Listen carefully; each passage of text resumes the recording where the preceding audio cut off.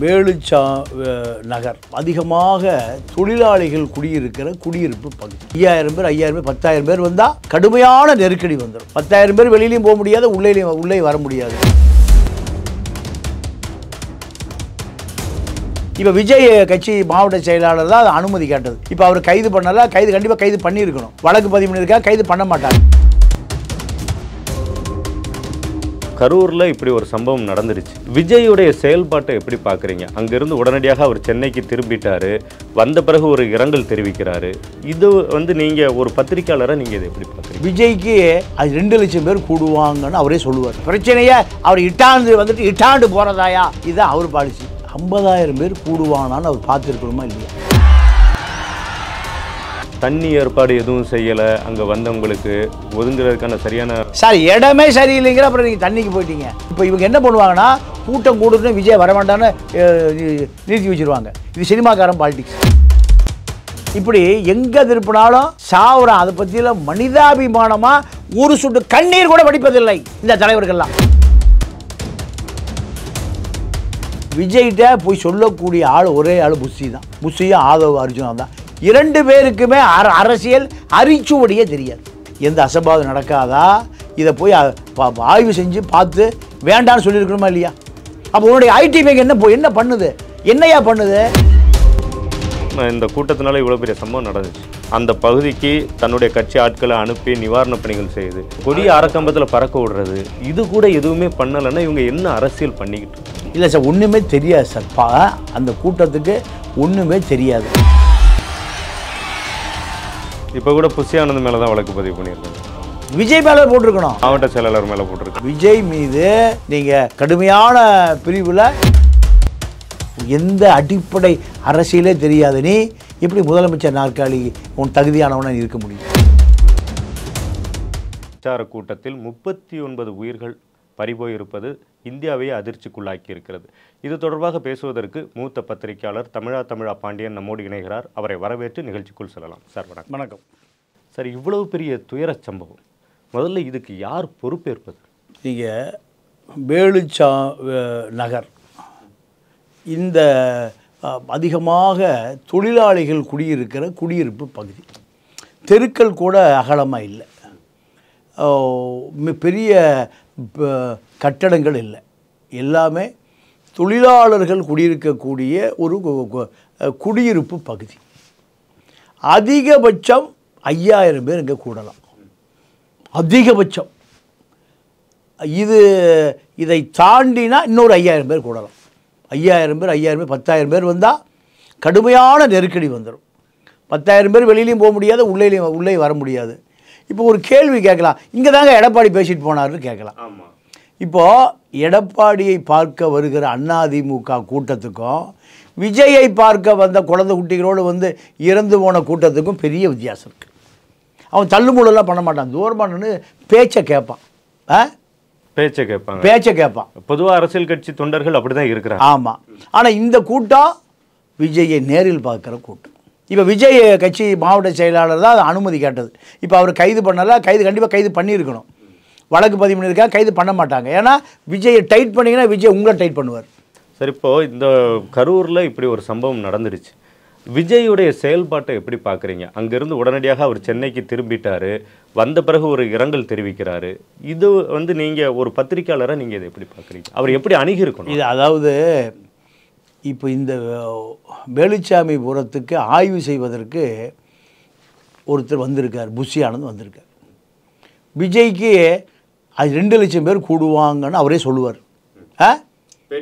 ஆமாம், எனக்கு பிரச்சனையே அவர் இட்டாண்டு போகிறதாயா, இதுதான் அவர் பாலிசி. அப்போ அந்த வேலுச்சாமிபுரத்தில் 50,000 பேர் கூடுவானான்னு அவர் பார்த்துருக்கணுமா இல்லையா? அந்த கட்சிக்கார மாவட்ட செயலாளர் இருப்பான், வட்டஞ்சொட்டஞ்சோ எல்லாம் இருப்பான், துண்டு. ஏப்பா இங்கே இவ்வளோ கூட்டம் கூடுமான்னு பார்த்துருக்கணுமா இல்லையா? புஷி ஆனந்த் வந்திருக்காரு, எல்லாம் பார்த்துருக்காரு. அவங்கள்ட்ட 5 லட்சம் மாவட்ட செயலர் சேர்த்து வச்சுருப்பான், 5 லட்சம் 10 லட்சம், அதை வாங்கிட்டு கிளம்பிட்டார். அப்போது இது முதல் தப்பு எங்கே ஆரம்பிச்சிருக்கு? புஷி ஆனந்த் புஷி ஆனந்த் ஒரு 1500-2000 ஓட்டு. புஷிங்கிறது பிரெஞ்சு சொல்லு. அந்த ஒரு பாய்கிட்ட இவர் எடுபடியாக இருந்தார். அந்த பாய் செத்து போயிட்டார், பாய் குடும்பம் இவரை நிறுத்தி இவர் எம்எல்ஏ. இதை இவருக்கு இவருடைய அரசியல் அனுபவம். தண்ணி ஏற்பாடு எதுவும் செய்யலை அங்கே வந்தவங்களுக்கு ஒதுங்குறதுக்கான சரியான சார் இடமே சரியில்லைங்கிற அப்புறம் நீங்கள் தண்ணிக்கு போயிட்டீங்க. அங்கே அதிகபட்சம் 5000 பேர் சார் கூட முடியும். 10,000 பேர். இப்போ இவங்க என்ன பண்ணுவாங்கன்னா கூட்டம் கூடுன்னு விஜய் வர வேண்டான்னு நிறுத்தி வச்சுருவாங்க. இது சினிமாக்காரன் பாலிடிக்ஸ். ஆக்சுவலாக 12 மணிக்கு அங்கே வர கூட்டம் ஏறிட்டே இருக்கு. கூட்டம் வர நீங்கள் எப்போவுமே இந்த போலி தலைவர் சினிமாக்காரன் இருக்கான்ல, அவன் என்ன பண்ணுவான், கூட்டம் வந்துருச்சான்னு கேட்பான். வரல, சரி பேசி அவனை பேச சொல்லு. மறுபடியும் கூட்டம் வந்துருச்சா, கொஞ்சம் வந்துருக்கு, சரி பேச சொல்லு. இதுதான் சினிமாக்காரன். நீங்கள் காமராஜ், பெரியார், எம்ஜிஆர் உட்பட அந்த தேதிக்கு மேடையில் ஏறிடுவாங்க. அந்த அந்த நேரத்துக்கு மேடையில் ஏறிடுவாங்க. ரெண்டாவது அவங்க பேச்சுக்கு கூட்டம் வந்துடும். இதுதான் விஷயம். இப்போது கடைசி நீங்கள் காமராஜ் ஆட்சி முடிஞ்சது, கடைசி அந்த திராவிட இயக்கத்தில் ஒரே ஒரு ஆள் ஏமாத்தாத ஒரே ஒரு நடிகை எம்ஜிஆர். இந்த மக்களை அப்பாவியாக நமக்கு பின்னாடி திரியிறானுங்களாடா, நமக்கு கண்ணு முன்னு தெரியாமல் ஓட்டு போடானே, கண்ணு முன்னு தெரியாமல் காற்று கிடக்கிறானே, காலையில் 6 மணிக்கு வரனா ராத்திரி இப்போ அடுத்த நாள் காலையில் 6 மணிக்கு காற்று கிடக்கிறானே, இவனை ஏமாற்றக்கூடாதான்னு மனிதாபிமானமாக நினச்ச ஒரே தலைவர் எம்ஜிஆர். எம்ஜிஆருக்கு பின்னாடி அத்தனை பேரும் இந்த மக்களை ஏமாற்றணும், இந்த மக்கள்கிட்ட ஏமாற்றணும். இவனுக்கு 500 ரூபா கொடுத்து ஓட்டு வாங்கி நம்ம ஒரு ஓட்டுக்கு 5 லட்சம் ரூபா சம்பாதிக்கணும். இதுதான் இந்த திராவிட அரசியல். திமுக அண்ணா திமுக 2 செய்கிற அரசியல். நீங்கள் ஜெயலலிதா காலத்தில் செம்பரம்பாக்கம் ஏறி திறந்து 100 ரூபா அடிச்சுட்டு போயிட்டான். மகாமத்தில் 25 பேர். இப்படி எங்கே திருப்பினாலும் சாவுறான். அதை பற்றியில் மனிதாபிமானமாக ஒரு சுட்டு கண்ணீர் கூட வடிப்பதில்லை இந்த தலைவர்கள்லாம். அவ்வளோ செயற்கை நடிப்பு.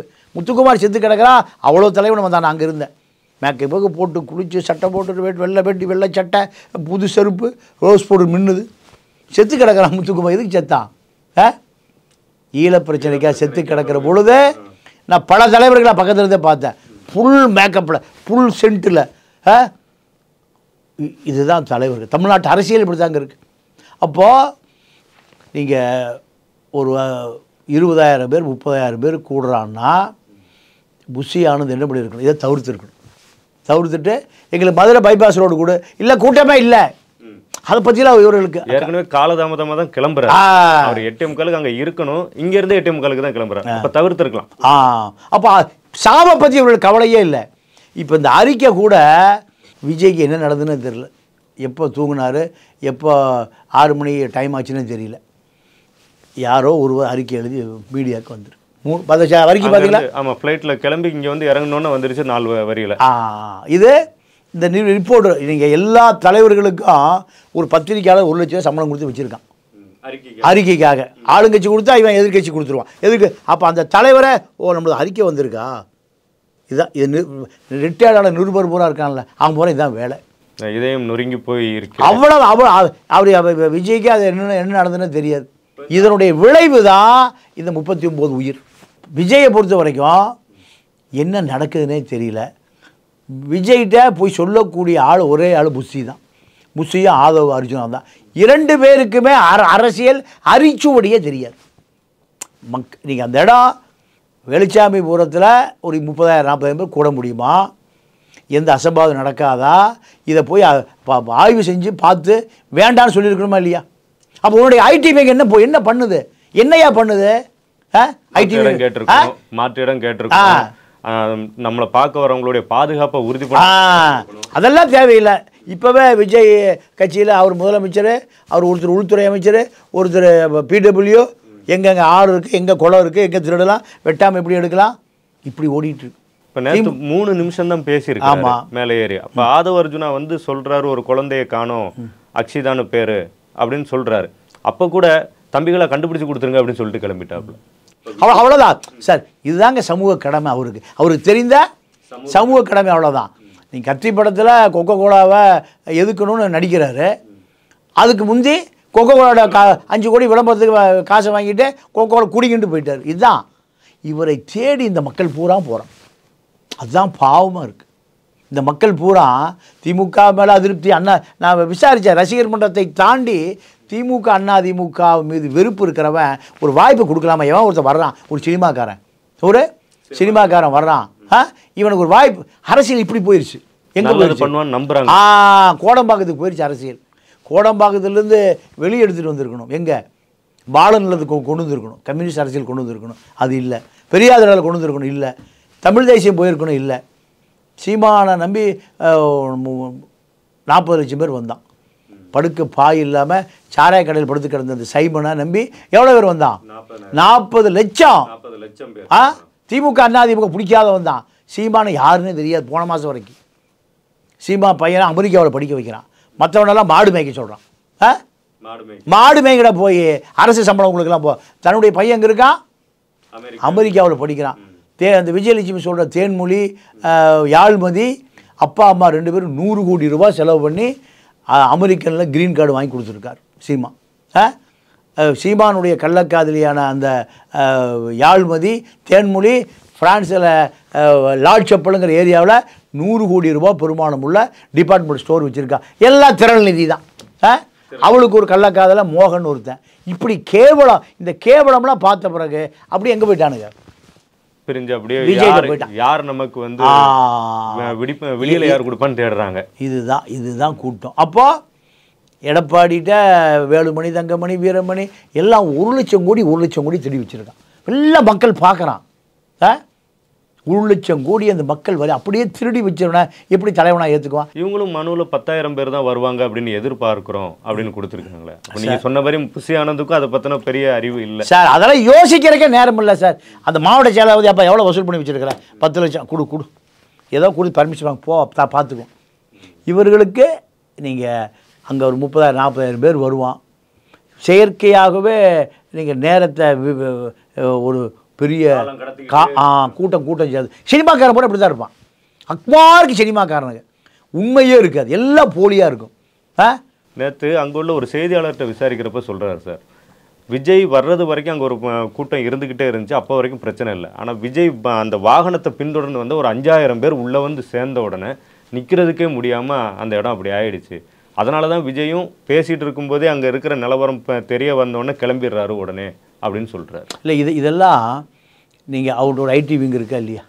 நிச்சயமாக. வாய்ஸ் ஆஃப் காமனில் எனக்கு தெரிஞ்சு ஒரு 3 மாதம் 3 முதல் 5 கோடி ரூபா சம்பளம் கொடுக்குறாரு.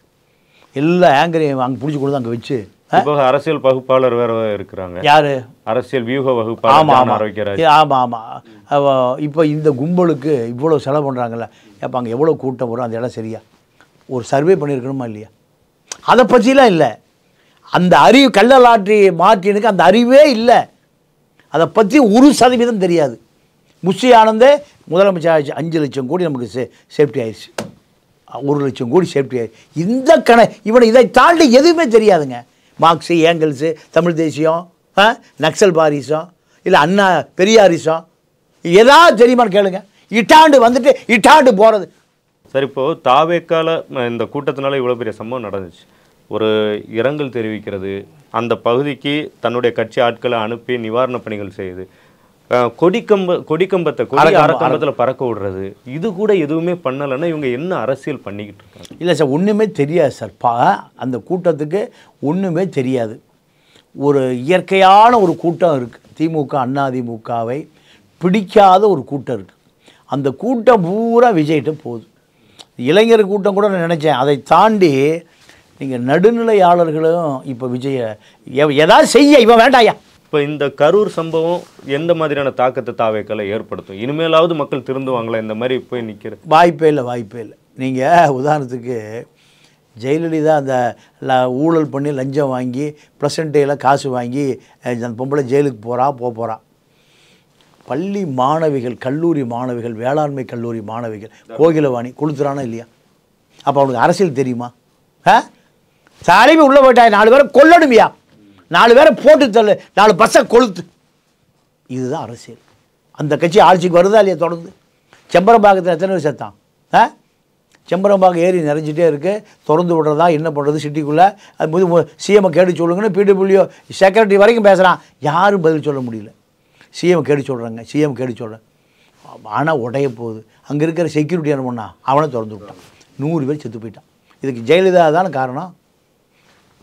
மகாமத்தில் ஜெயலலிதா பார்க்க வர்ற கூட்டம் குளிக்க வரும்போது அப்படியே நின்றுட்டு இருக்கான்.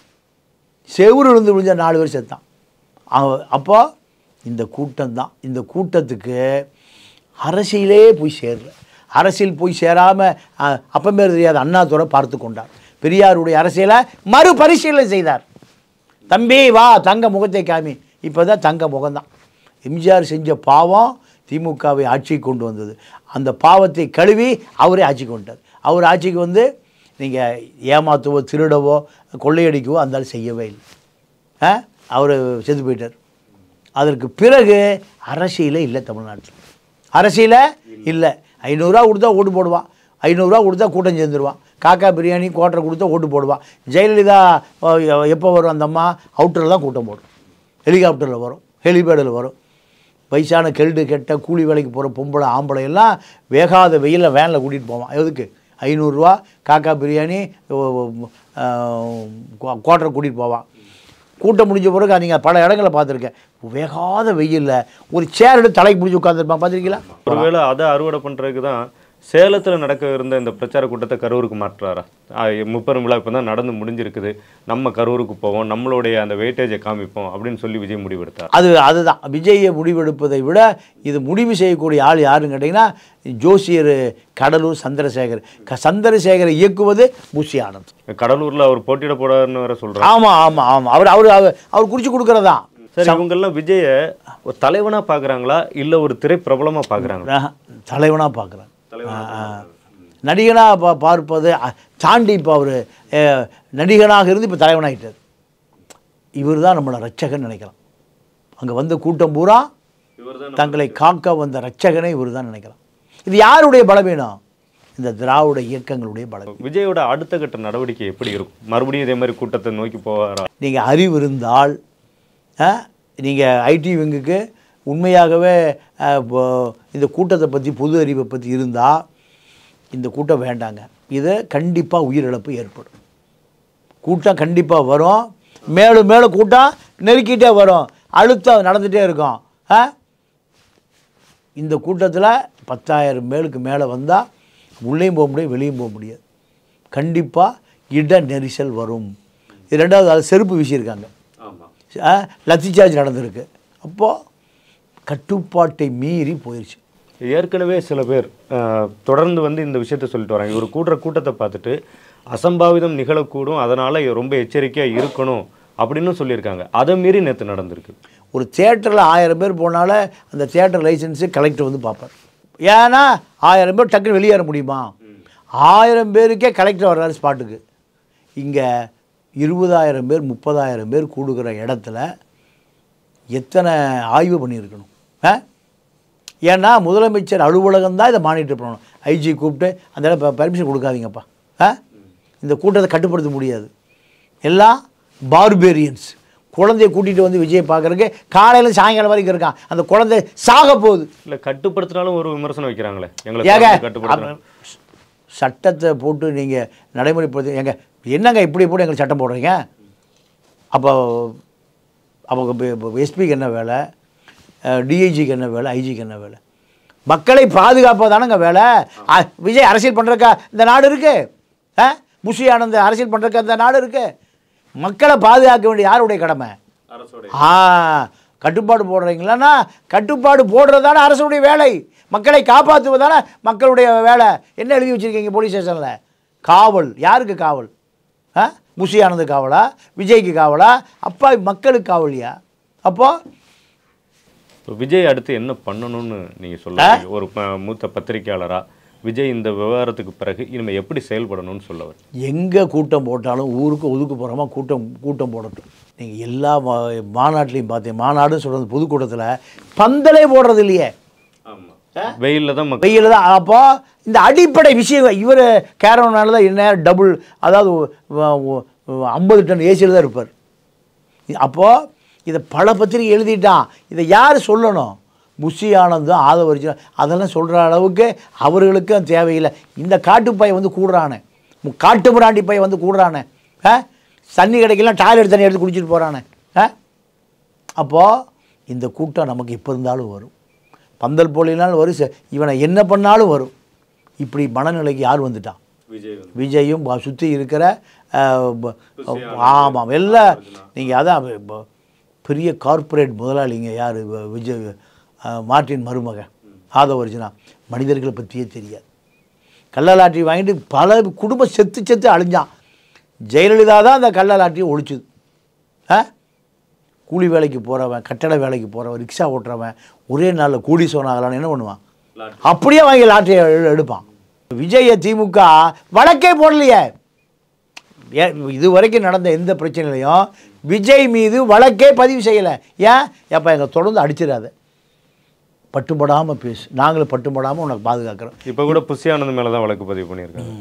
விஜய் மேலே போட்டிருக்கணும், மாவட்ட செயலாளர் மேலே போட்டிருக்காங்க. விஜய் மீது நீங்கள் கடுமையான பிரிவில் ஒரு தலைவன் எப்போ அங்கே போனால் அந்த கூட்டம் எந்த சேதாரம் இருக்காதா?